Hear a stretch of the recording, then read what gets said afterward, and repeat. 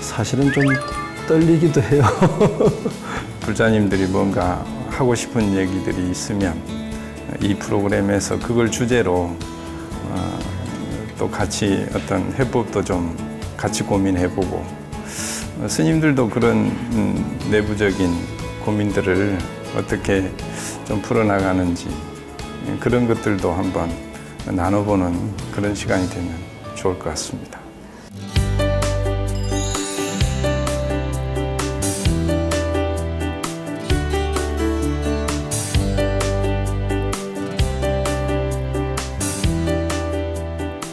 사람과 사람 사이 이 사랑 관계뿐만이 아니라 참 무수한 고민과 고뇌들이 있을 텐데 같이 고민했으면 좋겠어요. 우리가 답을 주려고 하는 것보다 또 수행자들이 느끼는 고통과 고민, 고뇌가 분명히 있지 않습니까? 그래서 우리도 이런 고민이 있다. 다만 모양과 색깔이 다를 뿐이다. 그래서 같이 좀 아파하기도 하고 같이 눈물 흘릴 수 있고 그 모든 고통들이 사실은 중생이 지니고 있는 집착 때문에 고통이 생긴다고 하지 않습니까? 그래서 우리가 갖고 있는 모든 고통의 원인들이 사실은 환경적 측면이기보다는 그 환경을 대하는 내 관점이 고통을 만들어내는 거라고 생각을 해요. 우리 이 카메라 하시는 분들하고는 우리는 인사 안 해요. 아, 그래도 앞으로 자주 볼 건데 그래도 뭐 인사는 한번 합시다, 동시에. 그래. 시작하기 전에. 네. 안녕하세요. 잘 부탁하겠습니다. 감사합니다. 박수 한번 쳐주세요. 멋진 분들이 많이 오시네. 아니 스님이 무슨 메인 MC 같아? 아니 시작하기 전에 그러니까 아까부터 하고 싶은데 아 그래요? 기회를 안 주더라고. 우리는 서로 잘 알지만 그래도 우리 이제 시청자들을 위해서 자기 소개를 간단하게 하도록 하겠습니다. 네. 저는 그 부산 홍법사 주지 심산입니다. 도심포교를 한 20여 년 도심에서 신도들과 함께 지냈고 지금은 이제 조금 안정된 그런 상황에서 그래도 어떻게 하면 사람들과 더 가깝게 소통할 수 있을까 이거를 고민하고 있는 홍법사 주지 심산입니다. 반갑습니다. 네. 우리 누구 스님부터 네, 멀리서 온 거. 멀리서 온 것은 아니고 다들 이제 세 분 스님께서 다 부산에서 포교 활동을 하시는데 저는 울산의 해남사라는 절에서 그 주지로 있습니다. 그래서 부산이 굉장히 가까운 곳이라서 세 분 스님들은 아주 자주 만나는 그런 사이로 또 전법도량이라고 하는 모임을 통해서 활동하고 있고요. 앞으로 이제 시청자님들하고도 또 여러 불자들하고도 이 자리를 빌어서 만나게 돼서 굉장히 반갑습니다. 잘 부탁드리겠습니다. 평상시보다 굉장히 얌전하게 네, 저는 부산의 중심 용두산 아래 미타선원이라는 절이 있습니다. 거기서 묵고 자고 신도님들하고 그냥 같이 살고 있어요. 지금 한 10년 됐는데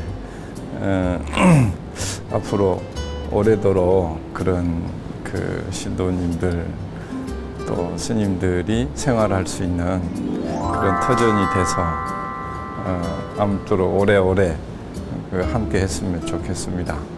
이렇게 훌륭한 스님들하고 같이 앉게 돼서 너무 영광입니다. 감사합니다. 평소 때도 그 훌륭한 스님들하고 앉게 돼서 영광이라는 생각을 좀 했으면 좋은데 네, 평소 때는 나한테 그렇게 대하지 않는 것 같아요. 아니요. 오늘 이렇게 이 자리에서 꼭 하고 싶은 말이었습니다. 앉고 보니까 추석 스님. 네, 반갑습니다. 저는 함양 대운사 주지소임과 그리고 대운사 부산불교학당 주지소임을 맡고 있습니다. 부산에 온 지가 이제 한 5년 차 정도 됩니다. 그래서 선배 스님들 따라가려고 하면 아직 굉장히 멀었는데요. 시작한 만큼 열심히 스님들 뵈면서 참 열심히 살아야 되겠구나, 참 잘 살아야 되겠구나 이런 생각 많이 들게 하시는 분들이 이렇게 앉아 계시는 세 분 스님들이십니다. 항상 존경합니다. 그래서 오늘 또 세 분 스님과 함께 또 BTN 시청자 여러분들 만나 뵙게 돼서 너무 반갑고 행복한 시간 만들어 봤으면 좋겠습니다. 감사합니다.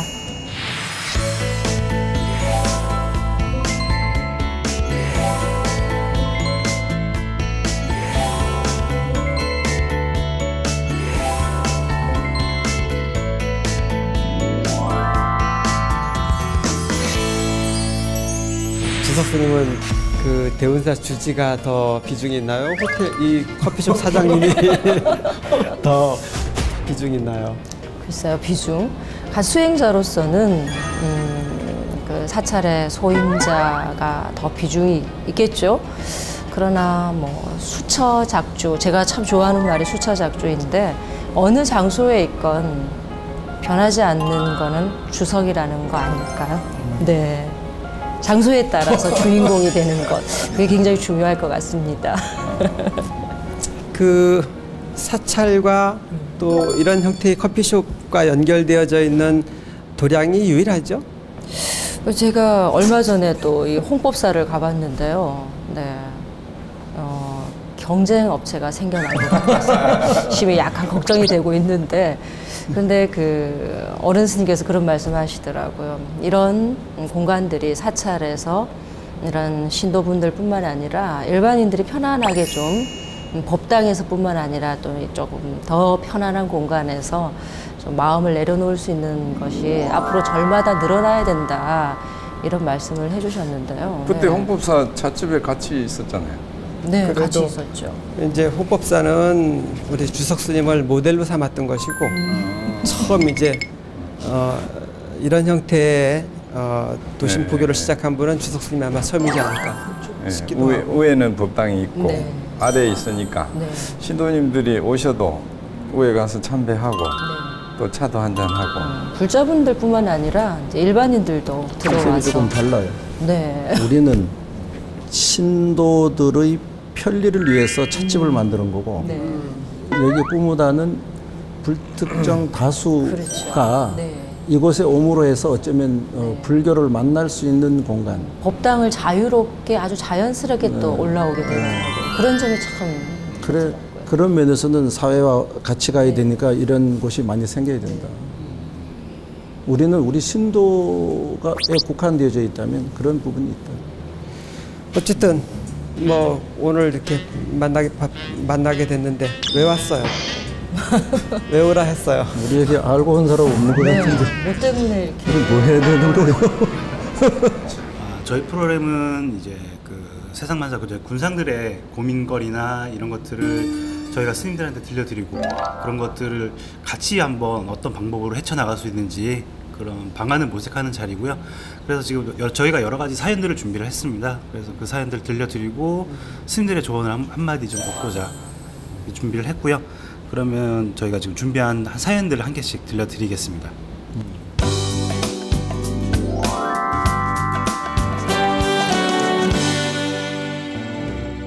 스님 안녕하세요. 저는 내년 1월이면 한 아기의 엄마가 되는 임산부입니다. 35 늦은 나이에 결혼을 해 어렵게 2년 만에 아기를 가지게 되었는데 요즘은 마음이 너무 불안합니다. 원래 아기를 가지면 심리적으로 불안해진다고 하는데 저는 좀 심한 것 같아요. 자꾸만 아이가 잘못될 것 같고 불행한 일이 생길 것만 같은 기분이 들어서 가슴이 답답해요. 친정엄마는 그런 저에게 좋은 생각만 하라고 하시는데 한번 불안한 생각이 들면 떨치기가 쉽지 않아요. 아무래도 제가 좋은 엄마가 될 자격이 없는 것 같아요. 불안한 생각을 없애는 방법이 있을까요?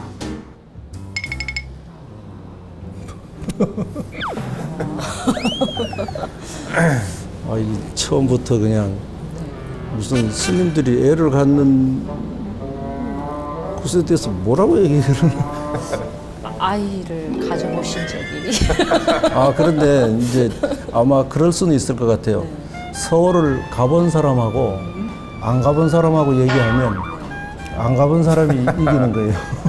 그러니까 논리를 굉장히 정확하게 가지고 있어요. 그러니까 실제로 아이를 갖고 임신을 하고 뭐 이렇게 하는 사람들은 철저하게 현실이잖아요.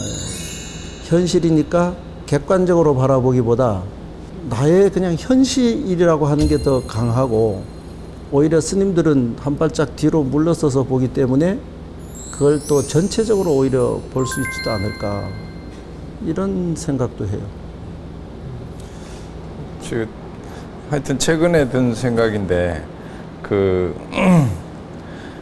사람을 이렇게 생명을 탄생시킨다는 거 그것이 이 세상에서 가장 위대한 일이다 그 생각이 많이 들었었거든요. 그러니까 누구도 할 수 없는 일이잖아요. 뭐 신이라고 해도 정작 생명을 만들 수는 없으니까 그런 위대한 일을 여성이 한다? 그것이 너무 위대해 보이더라고, 진짜로. 그 뒤부터는.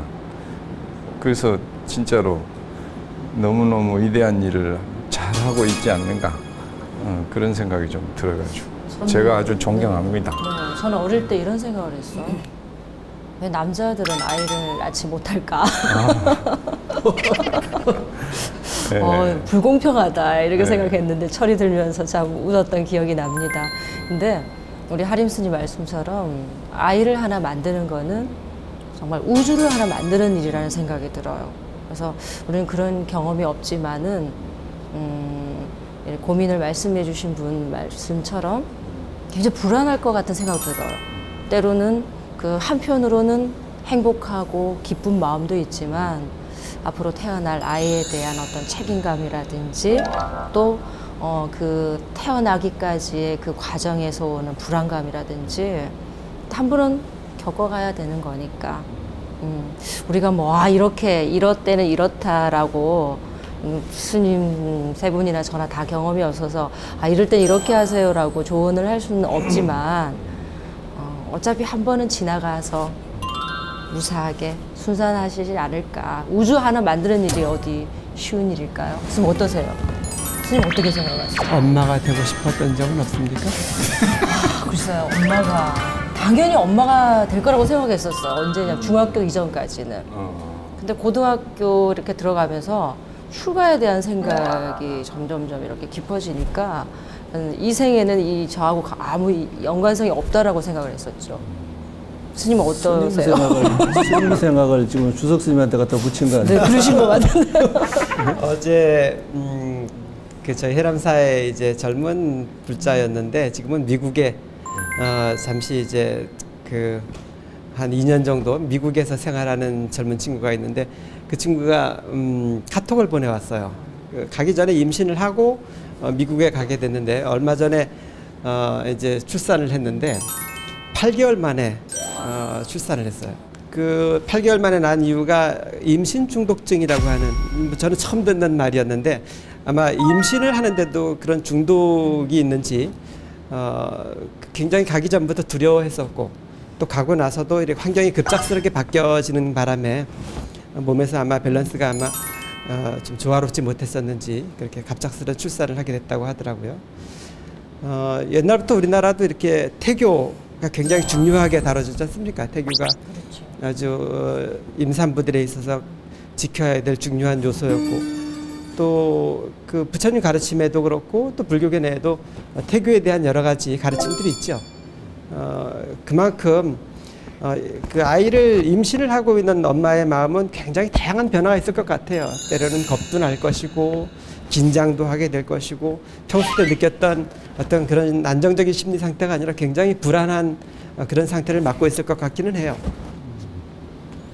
우리가 뭐 아이를 떠나서 아이를 낳는 일이 굉장히 큰 일이고 중요한 일이라고 한다면, 우리 스님들의 공감은 예를 들어서 우리가 진짜 큰 어떤 뭐 낙성식을 한다든지 부처님을 점안을 한다든지 큰 행사를 앞두게 되면 모든 생각이 거기에 이제 집중이 되면서 긴장도 하게 되고, 너무나 좋은 일임에도 불구하고 막 떨리기도 하고 설렘, 뭐 그런 기분이 아닐까 하는 생각도 하면서, 또 한편으로는 어릴 때에 제가 이제 바라본 남자와 여자의 관계는 그냥 어떤 사랑, 그냥 이성, 그러니까 동경, 뭐 환상, 뭐 이런 개념인데, 이게 나 조금 이제 20대를 넘어서 30대로 가면 이제 그런 어떤 환상적인 생각보다는 현실적인 생각들을 많이 하게 되고,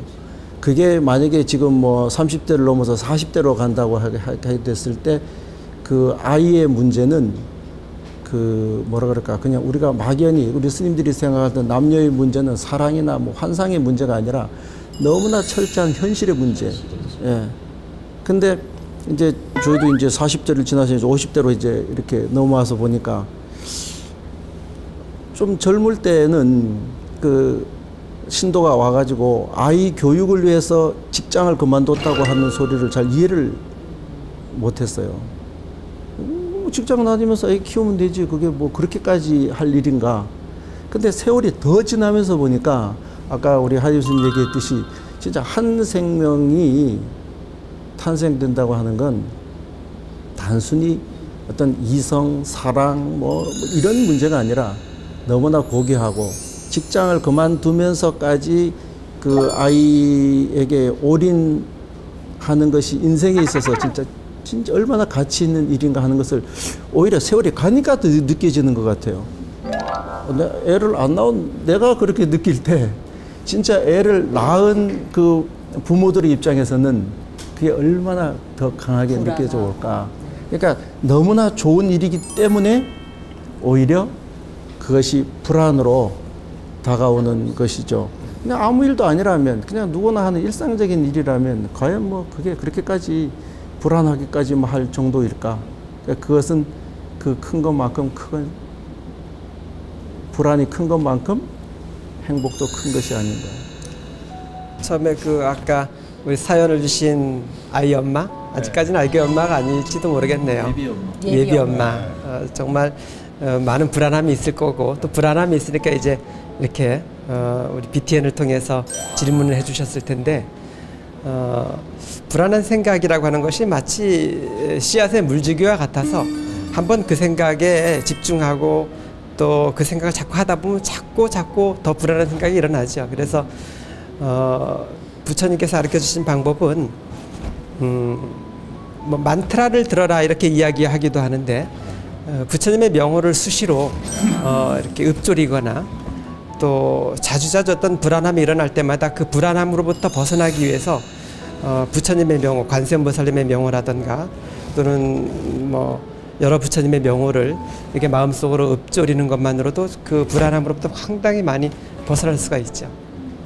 살아가면서 대나무가 마디를 지어감으로 해서 더 완전한 대나무가 되고, 매년 태풍과 장마가 지나감으로 해서 오히려 이 자연 환경이 더 건강해지고 새로워지는 것처럼, 어쩌면 인생도 지금같이 출산이라고 하는 엄청난 일을 이렇게 겪지만, 그런 것이 지금 질문한 분의 어떤 인생을 더 풍요롭게 하는 어떤 기초가 아닐까. 이것은 어떤 두려워해야만 할 일이 아니라 기쁨을 오히려 두려움이라는 표현으로 승화시킨 질문이 아닌가, 이렇게 생각을 하고, 아무튼 건강하게 아이 출산해서 행복한 엄마가 됐으면 격려하는 좋겠습니다. 박수라도 한번 보내주시죠. 건강한 아이 잘 출산하세요. 건강하시길 바랍니다. 저 축하하러 방문을 한번 불안하지 않게. 너무 나가는 거 아니야? 그거는 서울 자주 가시는 누구 목정 스님이나 스님한테 부탁해가지고. 다 지나가는 것 같아요. 예. 네. 아무튼 또 다음 사연 한번 볼까요? 안녕하세요, 스님. 이런 고민을 스님들께 말씀드려도 될지 모르겠지만 저는 이제 여자를 만나는 것이 두렵습니다. 지금까지 한 3번 정도 여자를 만났는데 모두 끝이 안 좋았어요. 처음에는 좋은 감정으로 만나다가도 6개월을 넘기지 못하고 헤어지자는 말을 듣고 끝이 났지요. 혹시 제 성격에 문제가 있나 싶어서 2번째부터는 상대에게 더 잘하려고 애를 썼는데 떠나가는 여자친구는 오히려 그런 제가 지겹다고 하더군요. 평소 숫기도 없고 말주변도 없다 보니 이성에게 인기가 없는 것 같습니다. 어머니는 곧 40인데 혼자서 살 거냐고 하시지만 저는 상처받을까봐 누군가를 만나기가 겁이 납니다. 저는 사랑을 받을 수 없는 사람일까요?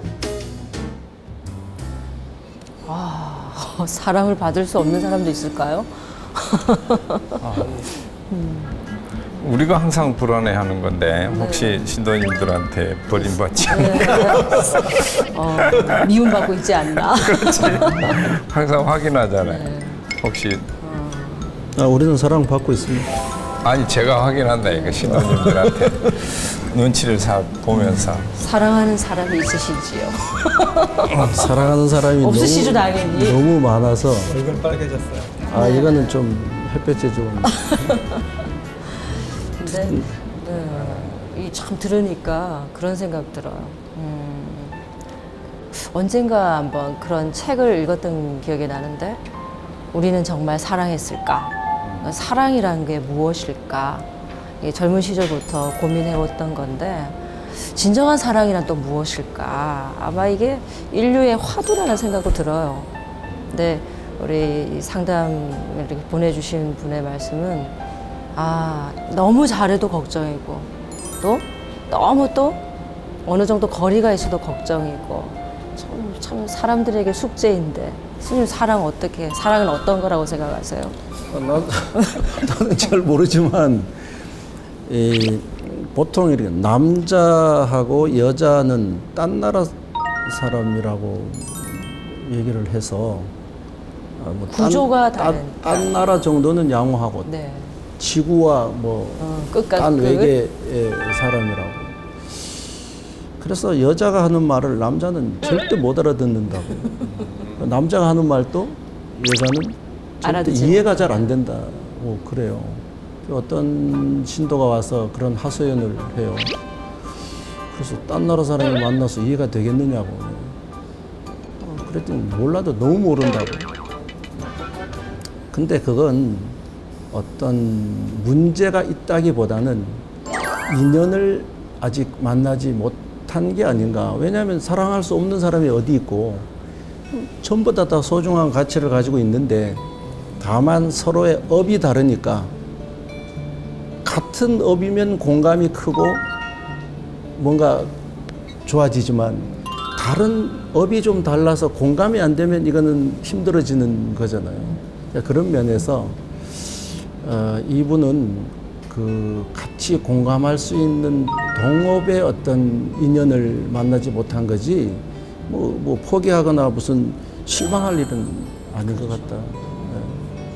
저는 이 남성분의 말씀 들으면서 저도 항상 이렇게 평상시에 생각해오던 부분이에요. 하림 스님이 생각하는 어떤 삶의 태도, 사람이 사람을 대하는 태도, 그리고 또 제가 생각하는 태도, 그걸 이제 다르게 표현하자면 사랑이라고 생각하는 방식이 다르다는 거예요. 내가 하림 스님을 참 존중하고 좋아하는 마음으로 어떤 맛있는 내가 좋아하는 커피를 한 잔 드렸는데 스님은 그 커피가 별로란 말이에요. 그런데 왜 내가 주는 커피 별로 안 좋아하냐? 반대로 말하자면 내가 주는 사랑 방식 너 왜 싫어해? 그런데 스님 입장에서 나는 좀 연한 커피가 좋은데 너무 진한 걸 주니까 싫단 말이야. 이렇게 말씀하시잖아요, 가끔씩. 그렇듯이 스님이 그러더라고요. 그렇듯이 사랑도 마찬가지라는 생각이 들어. 나는 이런 사랑을 받고 싶은데 나는 이런 사랑을 주고 싶고 거기서 이렇게 충돌이 생겨버린다는 생각이 들어요. 그러니까 사랑하는 방식을 배우는 게 부모로부터 배우잖아요. 어릴 때 이렇게. 언젠가는 이제 그런 관계라는 것을 이제 훈련되지 않다 보니까 그런 감정적인 이런 부분이 어떤 관계되는 걸 두려워하는 거예요. 그래서 그걸 잘한다는 거는 평생 불가능한 것 같아요. 항상 그냥 미완성일까요? 예. 그 사랑의 마음과 미움의 마음은 저는 같게 보이거든요. 그 사랑을 하면 그만큼 미움이 같이 크기 때문에 그래서 이분도 그 완벽한 사랑을 원하는 만큼 그 실패가 확률이 더 높을 수 있다는 생각이 들거든요. 또 사랑에 완성하려 하지 말고 그냥 그 티각태각 하면서도 같이 사는 거지 뭐. 어쩌면은 자기 자신을 먼저 많이 사랑하는 법을 좀 알아야 될 것 같아요. 우리는 자기 자신을 너무 때로는 확대할 때가 굉장히 많다는 생각이 들어요. 이래서 이건 이렇게 하면 안 돼, 이건 이렇게 하면 안 돼. 그래서 요즘엔 저를 좀 사랑해 보려고 굉장히 노력하고 있거든요. 네, 스님. 얼마만큼 자기 자신을 사랑한다고 생각하세요? 자기애가 네. 강하면 네. 그 자기애가 강한 만큼 자기 자신에 대한 어떤 상실감도 더 크지 않을까 싶기도 해요. 그래서 아까 이렇게 질문해 주셨던 분한테 제가 뭐 조언이라고 드릴 수 있다면 자신의 삶을 살아라.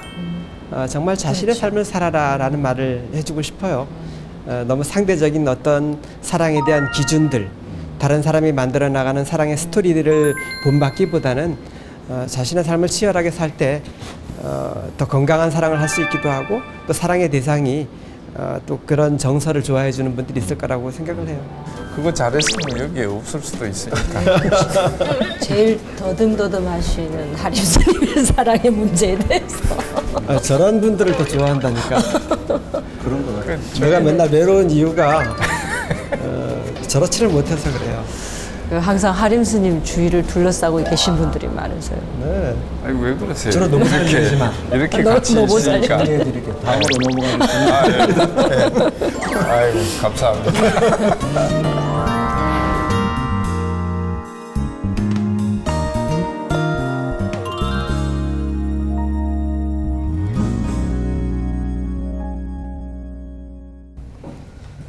자리 바뀌어서 분위기가 좀 달라졌어요?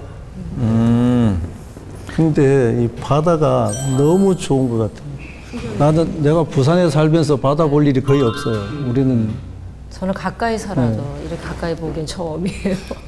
매번 이제 이렇게 산에 있다 보면 또 산은 산대로 좋아요. 산은 이렇게 그 사계가 분명하게 보여서 참 좋은데 가끔 이렇게 바다 나와 볼 기회가 있으면 이 그 트인 맛이 주는 그런 느낌이 참 좋아요. 전 막 그 정말 번뇌 사라질 것 같은 그런 생각이 들어요. 이런 데다 선빵 하나 모셔놓고 바라보면 굳이 부처님 바라보지 않고도 저 바다만 바라봐도 마음 편안해질 것 같은 그런 생각이 드네요. 우리 스님들은 말이죠. 가다가 산이 좋으면 저 절지해야 된다 하고. 바다가 좋으니까 이제 바다에다가 선빵 지으셔야 된다. 근데 스님 수영 잘하세요? 우리는 수영을 초등학교 때 이후로 어디 들어가서 해본 일이 없어요. 해본 적이 없죠.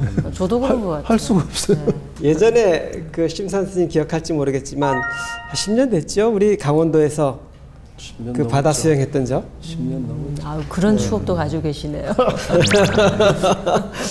심산 스님하고 저하고 강원도 그 경포 해변에 놀러 갔다가 우리 밤에 그 정말 팬티도 안 입고 수영 한번 했던 적이 있습니다. 밤 수영을 한번 했죠. 엄청난.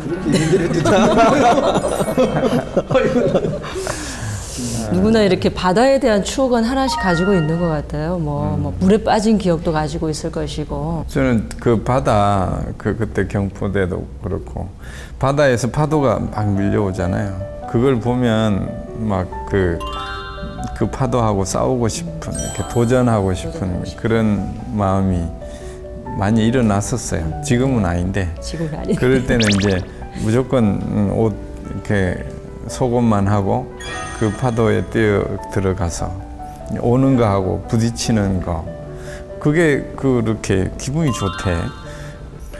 한번 온 김에 해볼래요, 나중에?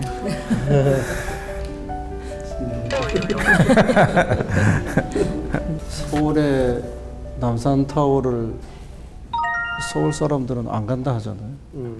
부산에 바다 이렇게 있어도 부산 사람들은 별로 뭐 생각을 안 해요. 근데 바로 앞에 두고도 나와보지 못하는 경우니까. 그 다른 지역에서 부산으로 오면 반드시 바닷가를 가야 된다고. 근데 진짜 오늘 보니까 너무 좋아요. 바다 색깔이 너무 예쁘죠. 좋은 데 살아 좋겠습니다. 네. 오늘 우리 자리에 옮겨서 나누는 이야기는 뭡니까? 이제 저한테 물으면 어떤 이야기로 이제 너무 한번 투쟁적으로 물어가지고 이제는, 당황하셨어요. 그러게 말이에요. 내가 지금 이제는 지금까지도 우리가 뭐 얘기도 듣고 했는데 편지를 한번 우리가 한번 받아서 읽어보도록 하겠습니다. 이거는 뭐지? 오늘 사연은 이 편지인데, 편지는 우리 글을 쓰는 하림 스님이 한번 읽어주시면 어떨까요? 사양할 수가 없어서 영광으로 생각하고. 뭐 글 잘 쓴다고 읽기도 잘할 것 같진 않지만 네.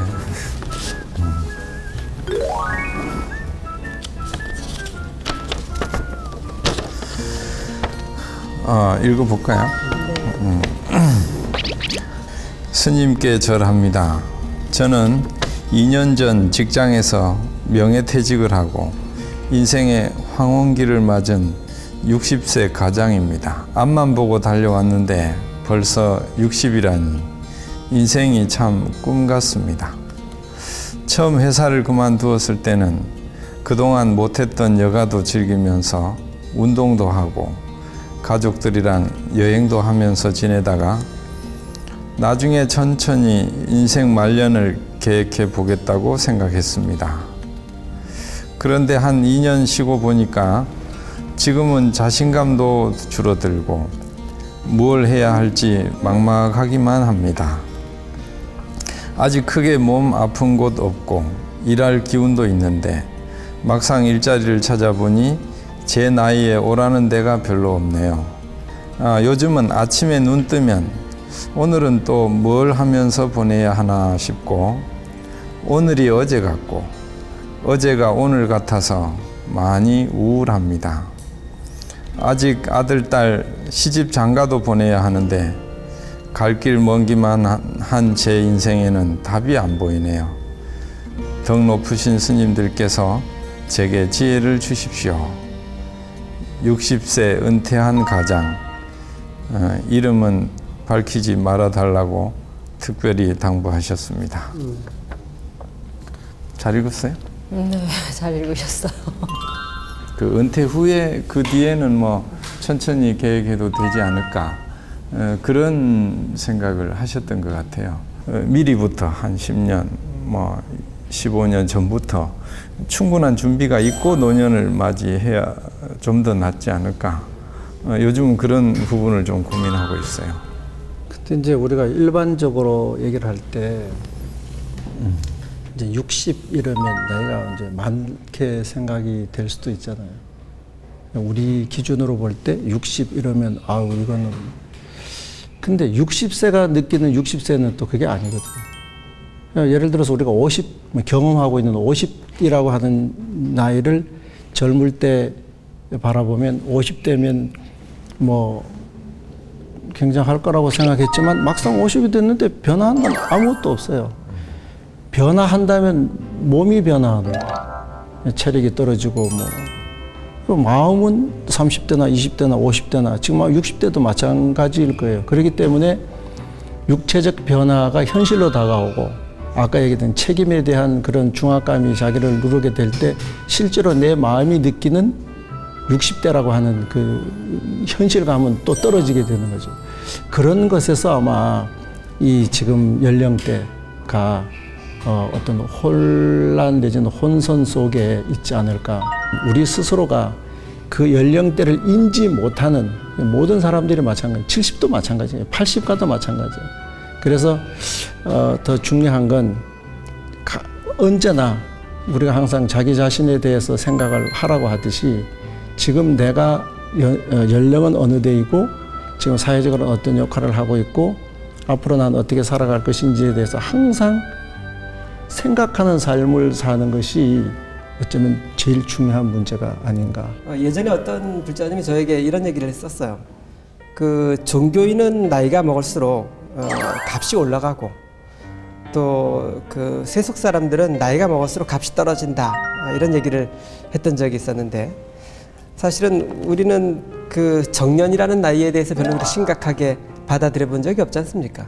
근데 요즘 그 직장을 다니는 분들이라든가 사회에서는 50대 후반 또는 60대쯤 되면 정년이라는 것에 걸려서, 정년이라고 하는 것이 직장을 다니지 않는다는 것에서 끝나는 것이 아니라 사회로부터 필요 가치가 그만큼 상실되어 버렸다는 말이죠. 그 100세 시대에 60세 사회로부터 필요 가치가 떨어졌다면 약 40년 동안을 그 필요 가치가 떨어진 그런 상실감을 가지고 시간을 보내야 되는데, 이것이 오는 어떤 그 심리적인 상실감은 굉장히 클 거라고 생각을 해요. 물론 거기다가 덧붙여서 그 세대가 되면 요즘 그 아이들의 자녀들의 뭐 결혼이라든가 또는 자녀들의 뭐 결혼 이후에 그 배려까지도 책임져야 되는 그런 부담감도 갖고 있는 세대이기 때문에 이 시대가 갖고 있는 그 연령에 대한 상실감은 다분히 뭐 몸에서 느껴지는 것 또는 어떤 재정적인 소유에 대해서 느껴지는 것 말고도 상당한 그 염려 또는 걱정이 있을 거라고 생각을 하네요. 기타는 노래가 뭐예요? 기타요? 내 나이가 어때서? 예.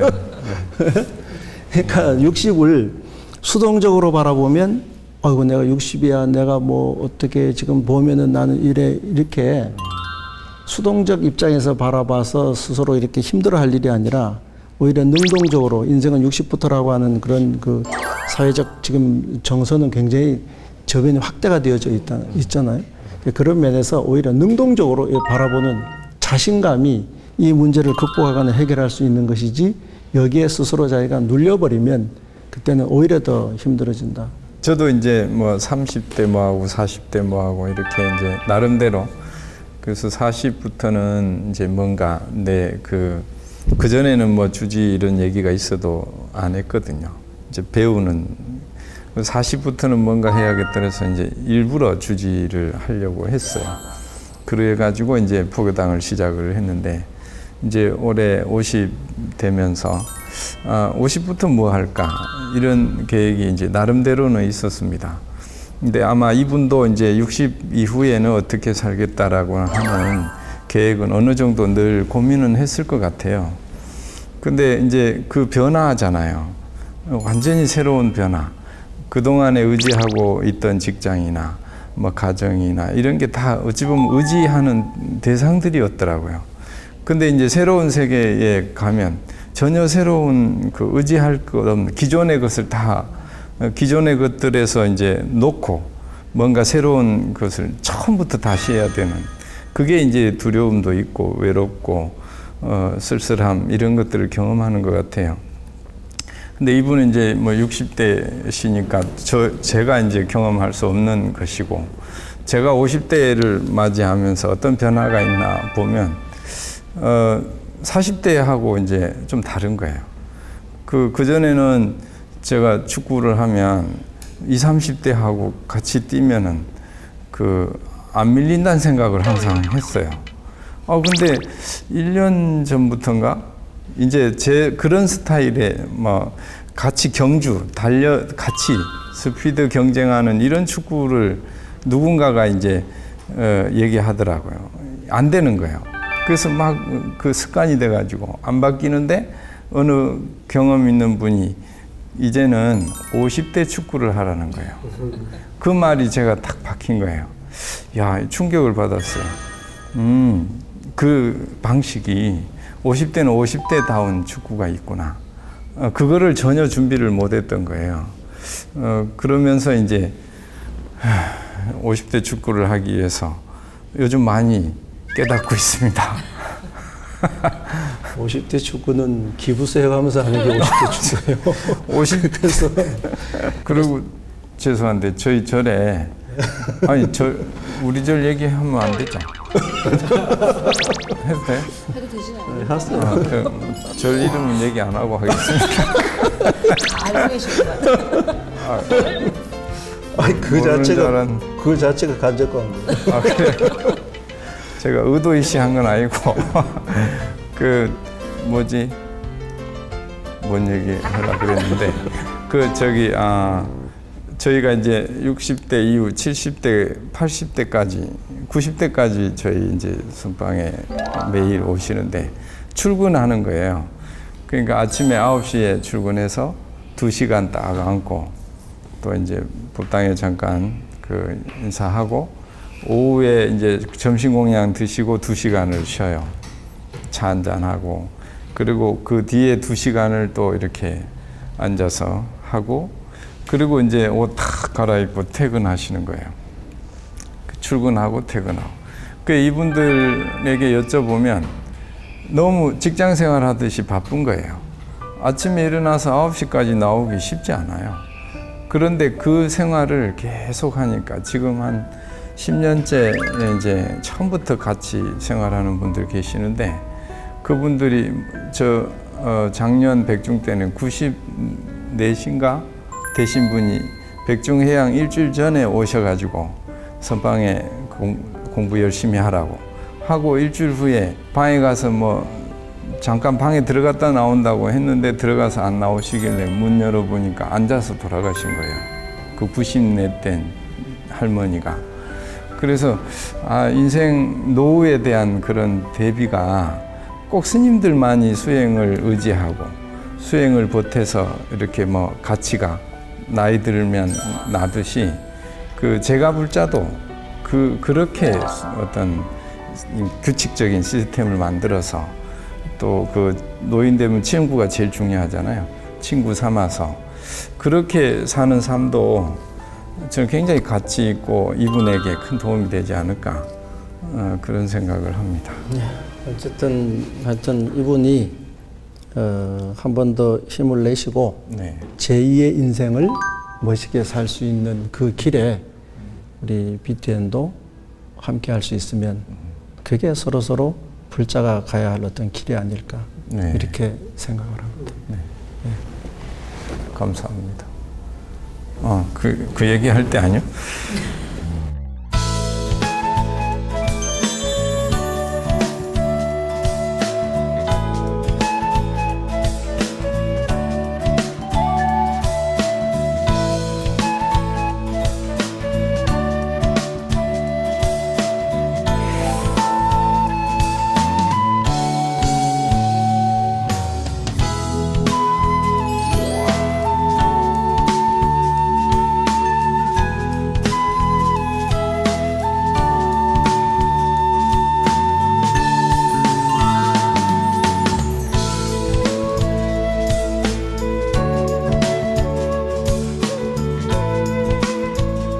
가을의 맛입니다.